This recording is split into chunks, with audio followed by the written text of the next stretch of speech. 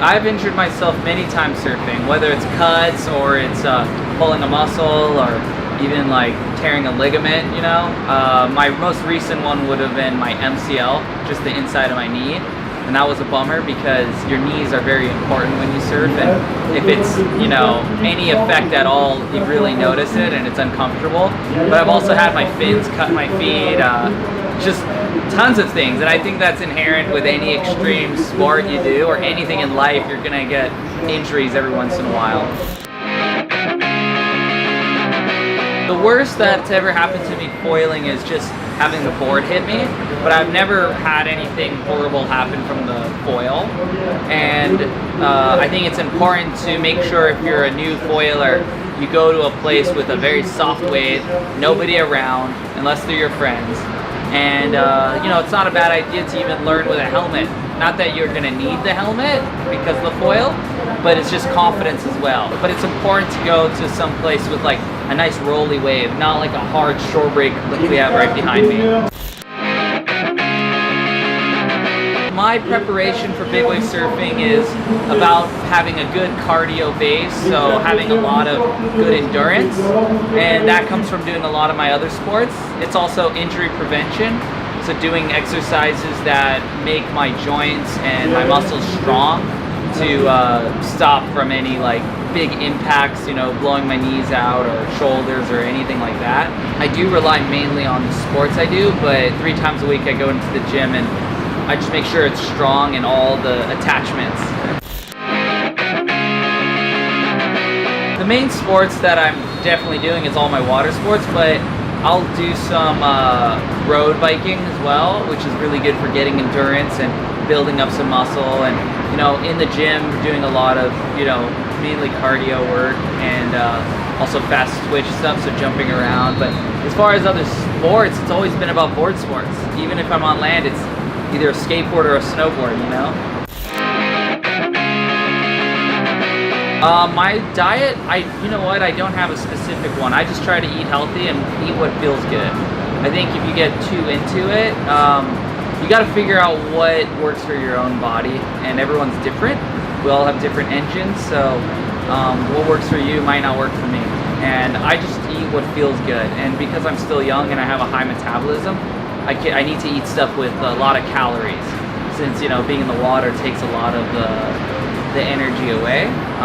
But I generally always eat healthy. Being from Maui, where you have such good food there, it's easy to eat very healthy. Superfood I can recommend, but you guys don't have in Europe, is called Taco Bell. Very good burritos. Yeah, that's some superfood right there. I think it's important to drink as much water as you can if you're going out in the ocean all the time, because the salt in the water depletes you, the sun pulls the water out of you, and it's good to add minerals to your water, you know, like trace minerals, little drops into your normal water. That I think makes you feel more alert and have more energy. So I highly recommend that, and just drinking a lot of water really, if you're in the water. I've definitely drinking seawater on accident. You know, you just accidentally get water and it's horrible. I wish I could just drink seawater because it would be nice. I wouldn't have to come in for a normal water break. Being in the water is really good for not only the physical body but the mental side, because when you're in the water it's just so free. And I think as creatures, we were originally from the ocean, we came from the ocean. We get our food from there. Everything in life happens because of the ocean. And I think there's an unexplained phenomenon when you go in the water. It just makes you feel good. Feeling good, if your mind feels good, your body's gonna feel great. And I think overall you're gonna get physical activity, but you know, just have peace of mind. And that's very important. And you know what's nice about the ocean as well is it's for free. You know, you don't have to pay to go in it. You can just jump in and you know, push your level to as high as you want. Big wave, small wave, no wave, as long as you're getting in the water. I love Biarritz and the Basque Coast. The Basque country is incredible. Everyone's so nice and welcoming, and the surf's really good. That's very important. And when you have good surf, good food, and nice people, it's a place you can hang out for a long time. And just here at the beach now, the waves look so much fun, and this is supposedly a very small day, which is cool because, you know, normally when the waves are better and bigger, it's probably epic. I mean, when I'm on land, I'll wear sunglasses, but in the water, it's very difficult to wear eyewear because, you know, if you're in the waves, it's always falling off. If I was doing maybe a downwind run on a paddleboard or a stand-up paddleboard, or, you know, kind of like foil, anything where I'm going for a long time looking straight downwind where the sun is, I might wear glasses.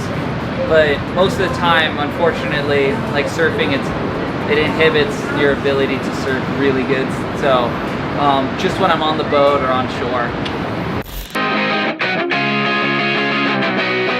I've definitely heard of people getting surfer's ears. I don't have as much of that problem since I'm from Hawaii and we don't have as cold of weather. So my ears naturally don't close up. But if I was from here in France or somewhere that's very cold, I might have to, you know, wear earplugs.